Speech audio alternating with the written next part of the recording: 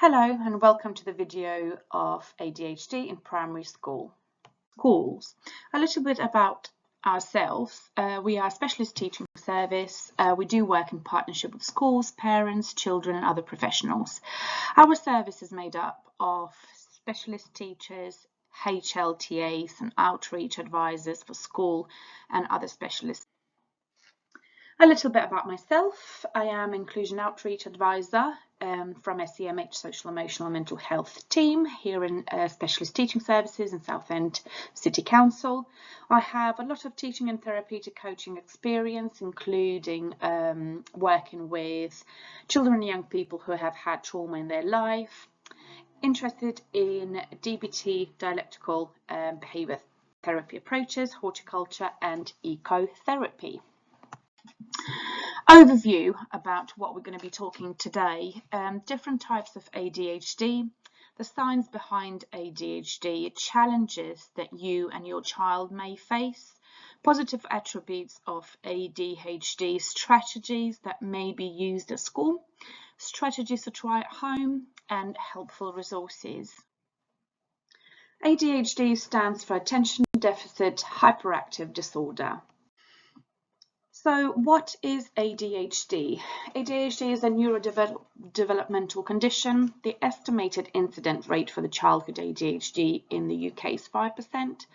The gender split is approximately 4:1, boys to girls, and ADHD has a high co-occurrence rate with other conditions. Few of the myth-busting facts here about ADHD. ADHD is not a bad behaviour. Unfortunately, in society, it's deemed that way quite often, and parents of children with ADHD are often blamed, shamed, and stigmatised. It is very harmful misconception. These beliefs are ignoring the decades of neuroscience showing that ADHD is biologically based, is neurodevelopmental condition. When the child is struggling with impulse controls or emotion in public, observers, the members of the family often assume, oh, that's poor discipline, lack of boundaries, and inconsistent parenting. They don't really see the neurological limits to the child that is working within.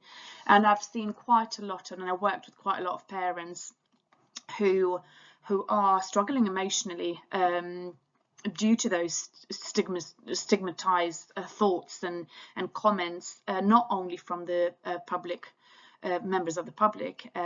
It can be also from the circle of the family and close friends, which is quite sad, really. So yeah, it is ADHD is not a bad behavior. ADHD is not a result of parenting styles or lack of parenting skills at all. So we're going to talk about the diagnosis and how the diagnoses are coming about in terms of ADHD. There is no definitive test for ADHD. There is no blood test or anything like that just to do it once and you know whether you've got ADHD or not. ADHD is diagnosed through comprehensive clinical assessments, not a scan, as I mentioned before, blood test or questionnaire alone. Detailed developmental history, early childhood behaviours, pregnancy and birth history, early milestones, family history of ADHD or neurodivergence, all of that does matter and taken into consideration. ADHD also is a lifelong, not something that suddenly appears or all of a sudden you have the symptoms. ADHD is classification of behaviours, not a medical diagnosis through the test, as I just mentioned before.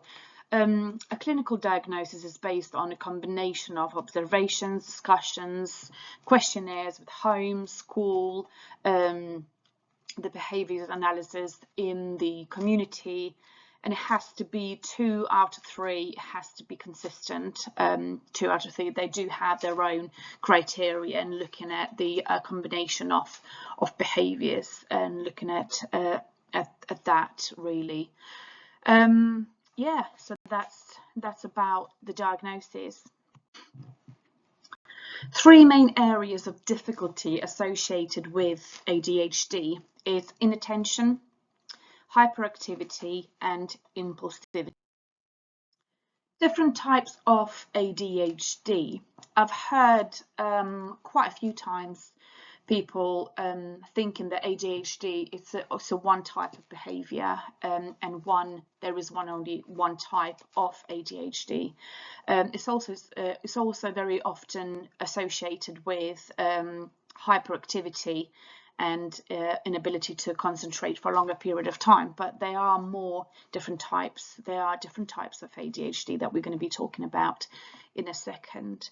The first one is primarily inattentive type, which means the child or young person with that type of ADHD is struggling to follow directions, have difficulty staying on tasks, have trouble concentrating, are very disorganized, lose things often, and very forgetful. The different type of ADHD we're going to be talking about is primarily hyperactive impulsive type. So with this type of ADHD, a young person is struggling to stay still, fidget and squirm, interrupt others, blurt out answers, have trouble waiting and turn taking, and lack of awareness of danger. The third type of ADHD is combined type. This type, ADHD combined type, is the most common presentation of ADHD in primary age children. It means the child shows significant difficulties on both inattention and hyperactivity. The science of ADHD. We recommend you watching this video on YouTube, the neuroscience of the ADHD brain.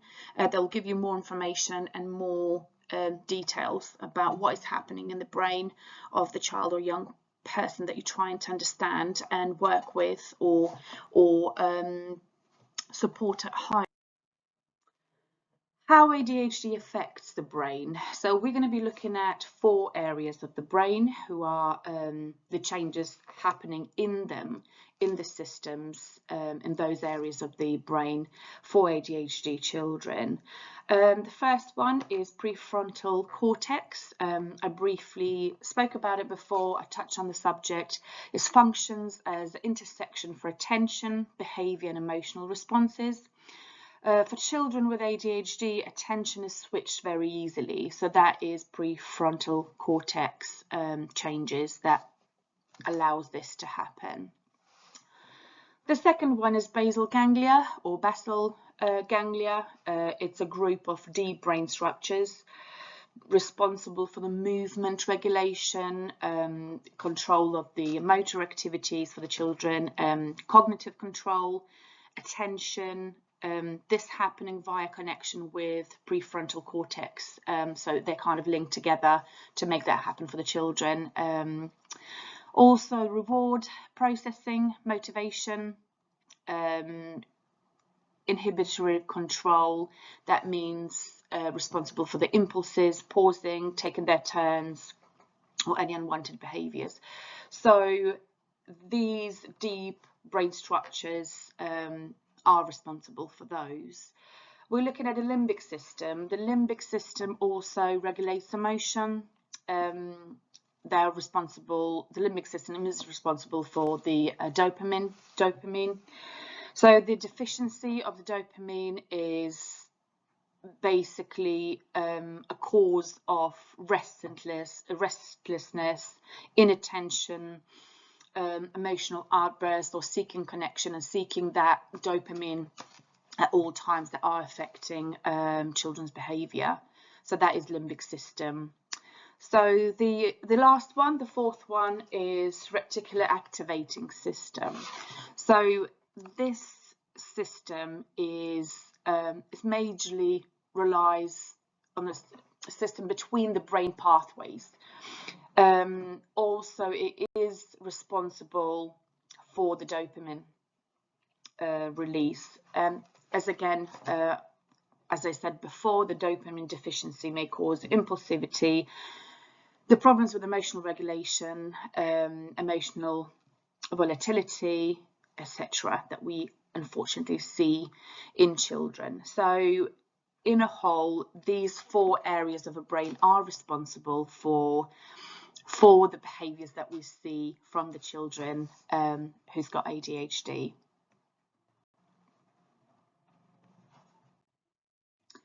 Okay, we're going to be looking a little bit further into the neurotransmission. So for all of our messages in the brain sent and received by processes called neurotransmission, including various chemicals like serotonin, which is responsible for the mood regulation, emotional stability, sleep, appetite. It's very closely linked to anxiety, depression, if we have a lack of it. Also, noradrenaline, which is responsible for alertness and attention, which is massively important for the school-age children. It's working closely with dopamine in terms of attention and reward systems. Adrenaline is very important for the fight or flight responses, the heart rate, arousal, energy levels.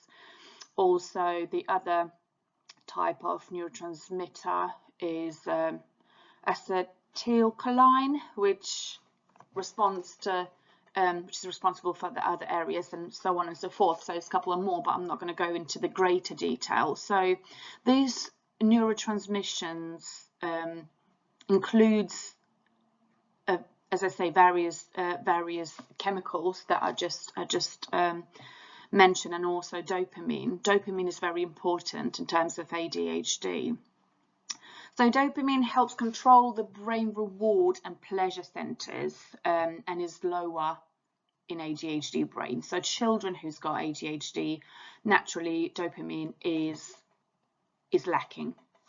This impairment affects the 4 functional regions of the brain, thus impacting on attention, restlessness, impulsivity, hyperactivity, organization, behavioral patterns, emotional responses, volatility, and executive functions, for example, who are obviously responsible for the decision making, organization, and so on. So what we see in children with ADHD, the dopamine is playing a massive role in terms of their behavior in the classrooms or at home for the parents. Okay, so now we're going to be looking at prefrontal cortex that I spoke about before. Again, it's a bit of a visual for you. Hopefully that will make a bit more sense for the visual learner. So the prefrontal cortex is responsible for attention, behavior, and emotional responses. Basal ganglia, neutral circuit system that regulates communication within the brain. ADHD brain got a short circuit that can cause inattention and impulsivity. Excuse me. So limbic system, as we spoke about, we touched on that. It regulates the emotions. The deficiency of dopamine in the ADHD limbic system may result in restlessness, impulsivity, and emotional reactivity. Reticular activating system is a 4th area. It is a system between the brain pathways. It works as a train to different pathways that is responsible for dopamine deficiency and in ADHD brain, and may cause impulsivity and hyperactivity. The challenges. There are 4 main areas of challenges or classifications of challenges for children with ADHD. It's motivation, time, sleep and conversation. In terms of motivation, it is difficult for children with ADHD to start the activity or start the day, to be aroused and motivated to start something. And it's often seen that once they start doing something, especially if it is in line with their interest, they can't stop. They have difficulties with stopping and moving on to another activity. So it is a challenge, especially in the learning environment. Time is another one. They cannot grasp, or having difficulty to grasp the conception of time, and perhaps certain thing that they want to do right now is not necessarily a time appropriate within the time limits. So that can cause quite a lot of problems at school and at home. Sleep is too much sleep. They tend to have too much sleep, sleeping too long, having difficulty to wake up, or having not enough sleep. Again, they haven't really got that internal clock that neurotypical people have, and also too much sleep can be caused by mental exhaustion, really from overcompensation. ADHD children often spend the day forcing focus, concentrating, making a lot of effort to suppress their impulses, or managing their emotional input. That in itself leads to cognitive and emotional fatigue and tiredness, causing obviously oversleeping. Not enough sleep, it depends again on type of ADHD they have. For the hyperarousal and constant hyperactive person, it is difficult to switch off and get ready to sleep, because their brain just works that way. So many tabs open, and they need to go through them, and it leads to having not enough sleep.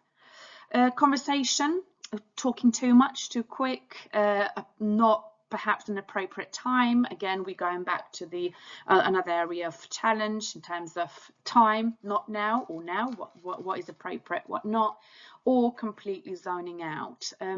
Quite a lot of teachers quite surprised when we were discussing about ADHD children, and they're quite generally surprised that the children who are zoning out, who are not going in their own bubbles, are ADHD children, because this is the area of the challenge for them.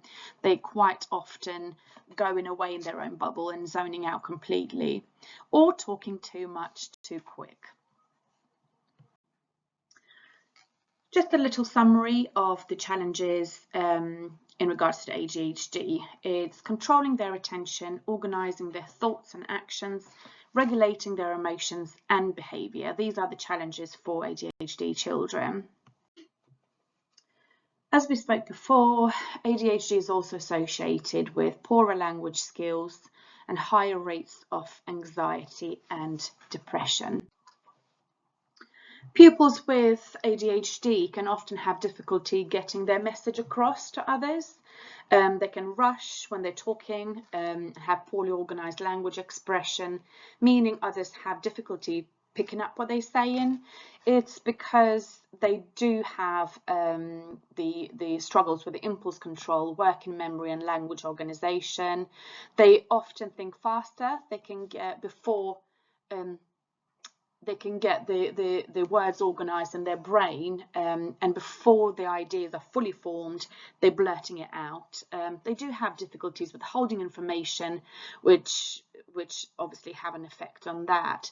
It's not, it's neurological. It's not lack of intelligence or effort at all. So understanding and having that background information about these challenges is imperative.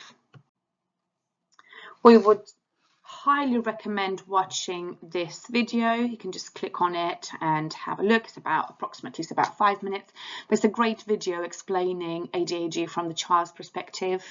So have a look in your own time, or going through this video. It's very, very helpful to see the child's perspective of ADHD. ADHD is my superpower. Absolutely. So ADHD children are amazing.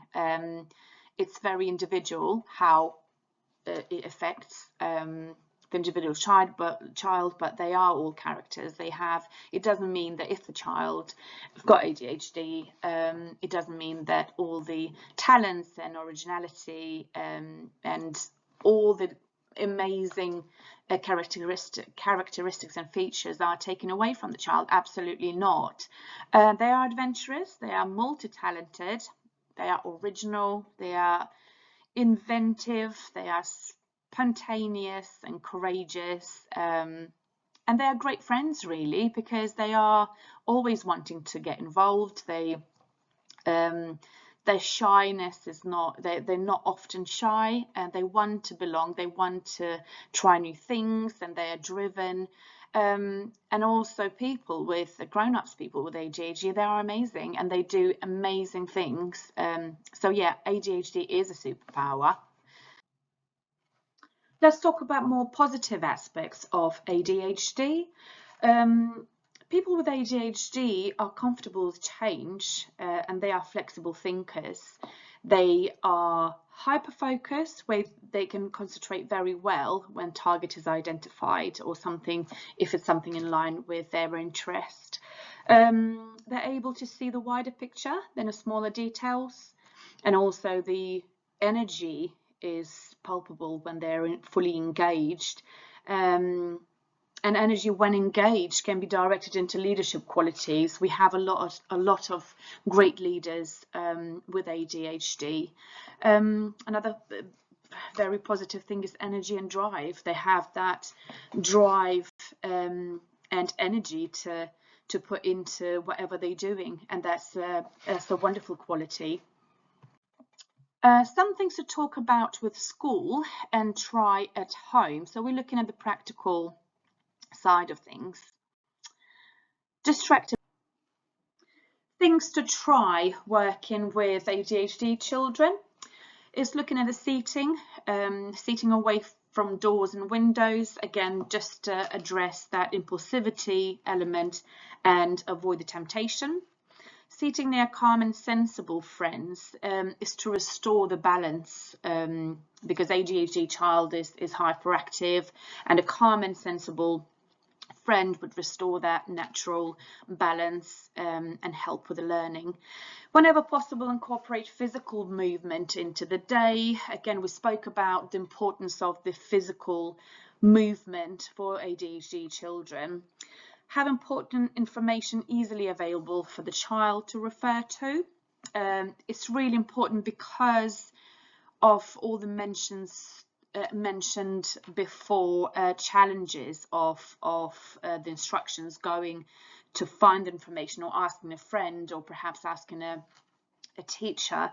Having something displayed on the big whiteboard or interactive board, or even having a printed sheet where the key information, the most important information of that particular lesson is helpful, that they don't need to go and look for the information because it's too much of a demand for their brain, and also it's a temptation of the distraction, a lot of the distractions around whilst they try to do it. Divide big tasks into smaller ones and allow children frequent breaks.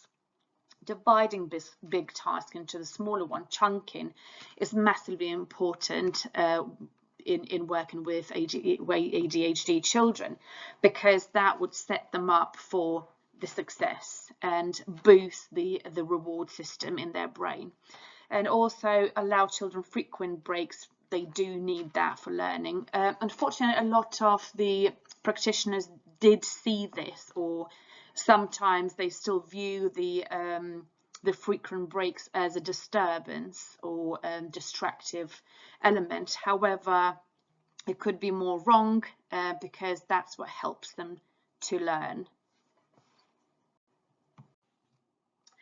Okay, let's talk about interrupting. Quite a lot of teachers and educational practitioners are worried about the interrupting and what challenges that brings. Having ADHD children in the classroom.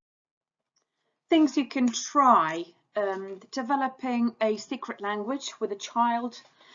Use discrete gestures or previously agreed words to let the child know that when they are interrupting the class. It supports self-regulation without shame or disruption. Also, giving praise as often as possible for interruption-free conversations. I think it's really important to notice when child is trying hard and when things are going well, because we take things for granted. It's easy for neurotypical people to just to do it, and the neurodivergent child with ADHD really struggling and really trying hard not to interrupt. So I think acknowledging that is very important. Okay, so impulsivity. Things to try when dealing with the impulsive behaviours. You can try having a written behaviour plan near to the child or with the child. Behaviour plans are in itself it's focusing on the positive reinforcement rather than punishment, really. And until the brain matures, the child needs clear expectations, a predictable routine, and immediate feedback. So having a behaviour plan written it's a very helpful tool. Try this. Given consequences immediately following incidents, being specific in explanations, making sure the child knows what they've done is important also. Another one to try is recognizing the good behavior verbally, being specific in your praise, making sure the child knows exactly what they did right, kind of chunk a little bit an explanation what they've done right, and yeah, just recognizing the good behavior is really helpful. The other one is quite a good one, is a writing daily schedule and crossing off the items as it's completed. This in itself gives the children with the impulsivity problems giving that sense of control and a sense of achievement, and the understanding and knowing what to expect, which is very beneficial for children with ADHD. Fidgeting and hyperactivity. Things you can try. You can try asking a child with ADHD to run an errand or to do a job, for example, sharpen the pencils or collect books, put things away, take a certain item to your work colleague next door, if you're working at school. So these things, these little jobs are important in terms of providing the sense of achievement and sense of inclusion, and also at the same time it is a sensory movement break. Encouraging and engaging child in physical activity. Providing a stress ball or discrete fidget toy, as long as it's not disturbing other children, or you are as a professional, you know what's helpful and what's not helpful. If that particular fidget toy is attracting more of a distraction rather than encouraging focusing, you can try something else. Or if the child, it depends on the child and sensory profile, but if some of the children, they like to have pebbles in their pockets and they just stroke them, or just feel the surface, that provides that sensory input for them and helps with concentration. It depends on the child, but fidget toys are effective.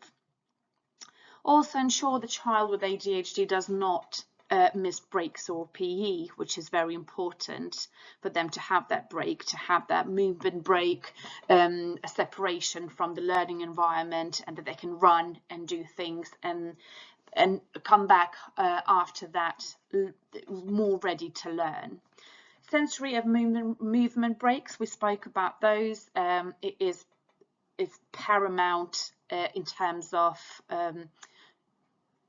keeping the child with ADHD engaged and focused, and support him or her throughout the day in the learning environment. Trouble following instructions. Okay, what we can try, being extremely clear and brief when giving instructions, because too many words does not work. it goes over the head, that's it, they're checked out. So when you are giving instructions, please make sure that be aware that you are not using too many words, too many big words, just very clear and very brief instructions. Allow the child to do one step at a time and then come back and find out what they should do next. This works wonders with ADHD children, because even though you think, right, it's just very simple instruction, go and get the book, go and get the blue book, take it back, open the page number 6, and then start on the exercise number 1, for example, right? So this instruction, even though it is clear for many children, it's very difficult to understand for ADHD child. So if you can just break it down, say, right, Adam or Louise or whoever the child is, can just please go and take the blue book and bring it back, and I'll tell you what to do next. So by that kind of approach, you are breaking down the tasks and the child is capable of doing it, and then the child can go further with its learning. So also giving a calm reminder if the child becomes off track, redirecting in a calm but firm voice is working well. A calm reminder is very important to remain calm and understanding really of ADHD children, because they are going off track very easily. They have a limited working memory, they forget the steps, because they do have an inattention and impulsivity, anxiety and overwhelm, and quite a lot of elements obviously contributes to the learning environment and home environment too. Ideas for home. Okay, we're going to be talking about a few calming tools you can try with your own children or with the children you're working with. First of all, it's a deep breathing using your hands. So it's a breathing hand, or however you want to call it. It's called quite different ways. The technique is very simple. You breathe in, you trace your the finger across your palm. So you breathe in, you breathe out, you breathe in, you breathe out, and you continue to do so on all the fingers. And do it with the child, because co-regulation is very important at this stage, working or having a neurodivergent child. Another one is counting down. It helpful for the child to bring back to the present, counting 5 things you touch. Ask the child to name 5 things you can touch at this present time, 4 things you can see around, 3 things you can hear, 2 things you smell, and 1 thing you taste. So ask the child to name those things, and that will bring him or her down to the present time, working really well in terms of emotional regulation. Breathe, adjust, walk away. There are other strategies that you can have a look on our Padlet of the breathing techniques and other calming tools. Pebble tracing is one of them. Just very simply take the sheet of paper, take a couple of pebbles, and do it together. Just trace it with the pen or the pencil. That helps to bring it back to the present moment. It's a mindfulness tool. Also, it is really good with letting go of the control. It's letting go and learning the skill that you completely let go and trust the process. And in itself, it is quite a useful tool to try. Okay, so top tips for the families. Top tip for the families: simple structure and routine, consistent approach, clear boundaries and expectations. Consistency is the key. So we often try one thing, it didn't work. Quite a lot of parents or the practitioners are saying, right, I tried that, it didn't work. I tried this, it didn't work. Well, I said, what about the consistency? How long you tried it for? And I often hear, well, a couple of times, it's not enough, and I'm afraid. So consistency is the key. So use this consistently until it is embedded into the routine and in itself. Then we can start seeing the progress, start seeing changes. Make instructions simple, offer breaks, help with organization, encourage good sleeping habits, encourage exercise. And remember, be understanding and be positive. It's very easy for as a parents and the practitioners to focus on the problem or the issue or the challenge, as you call it, but forgetting the positive things. There's a lot of positive things, and praising the effort, not the outcome, is massively important with working with children or having children with ADHD in primary age. Further ideas and places to look for support in terms of ADHD, click on the links, and there are amazing resources that you can actually have a look, read through and watch the videos that is also recommended on this. There are helpful books, children's story books explaining ADHD. Have a look at those, read it with your child or the child you're working with. That will explain the differences in a children-friendly way, and also it helps with acceptance of ADHD. Please have a look at our Padlet. It contains a lot of useful information for educational practitioners, teachers, SENCOs, parents, in regards to the family support, social opportunities and important dates, free training videos. Please have a look on our Padlet for the following information. Also ADHD for the primary and for the secondary schools. We also have a YouTube channel which contains a lot of the free training videos, resources and other very important information for the practitioners, teachers and parents. You can contact us using this email address. Thank you very much. I really hope it was useful, and good luck.